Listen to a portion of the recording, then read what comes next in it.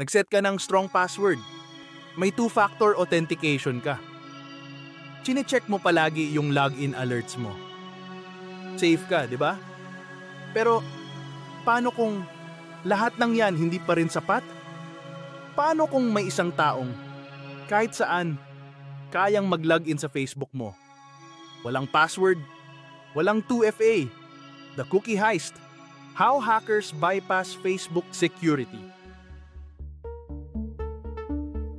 Kapag nag-login ka sa Facebook, may matatanggap ang browser mo na maliliit na files. Tawag doon ay cookies. Akala mo harmless, pero sila ang dahilan kung bakit hindi ka na kailangang mag-login ulit palagi. Pero sa dami ng cookies na yan, may dalawang super critical. Ang C-user at XS. Yung C-user, parang ID mo sa Facebook. Parang sinasabi ng system, ikaw ito. Pero ang XS cookie, yan ang totoong sikreto. Yan ang session key mo. Isipin mo na parang hotel keycard. Habang naka-check-in ka, yun ang gamit mo para makapasok sa room mo. Walang tanong-tanong. Ito ang problema. At kapag may ibang nakakuha niyan, boom! May access bot sila sa account mo. Kahit walang password.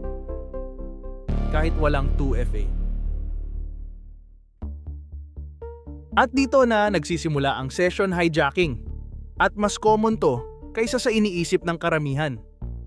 Kapag may hacker na nakuha ang C-user at XS cookies mo galing sa phishing o shady na browser extension, iisipin ni Facebook na ikaw ito. Walang alert, walang challenge, walang hinala. Tawag dito, pass the cookie attack. Literal, ipapasa lang yung cookie. Parang may nakapulot ng hotel keycard mo. Diretso pasok sa kwarto mo. May mga malware tulad ng Ducktail at Node Stealer.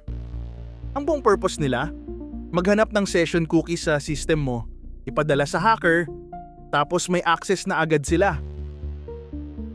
Teka, hindi ba't may 2FA? Di ba dapat safe ka na dun? Well, eto ang twist. Ang 2FA pang login lang. Kapag successful na ang login mo at nakapasa ka sa 2FA, si Facebook bibigyan ka ng session cookie. Yung keycard mo. After that, no need na mag-login ulit, mag-browse ka na lang. Pero kapag may ibang tao na nakuha yung cookie mo, bypass na lahat. Walang SMS code, walang email confirmation, walang security prompt. At hindi lang to pang Facebook. Gmail, YouTube, Instagram, LinkedIn, lahat sila gumagamit ng session cookies.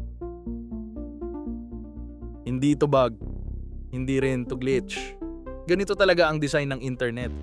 Lahat ng website, Facebook, Gmail, etc.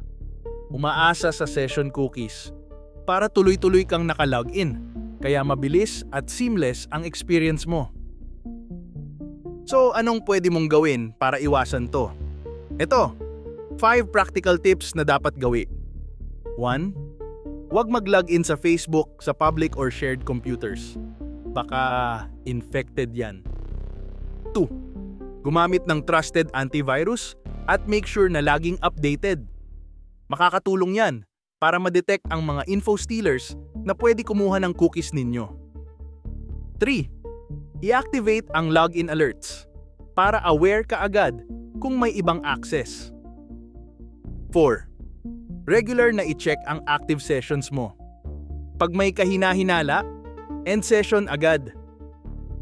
5. At pinaka-importante, never ever share your cookies. Walang legit na site ang hihingi niyan. Kung may nanghihingi, magduda ka na dahil isang malaking red flag yan. Session hijacking isn't science fiction. At hindi rin ito bihira. It's happening silently, efficiently, as we speak. At minsan, kailangan lang ng isang nakaw na cookie. Sa maling kamay, that tiny file can be used as a weapon. Kaya protect your devices. Stay alert. Huwag mo nang hintayin na mangyari sa iyo ito. Kasi once makuha nila ang cookie mo, hindi lang account mo ang hawak nila, pati ikaw.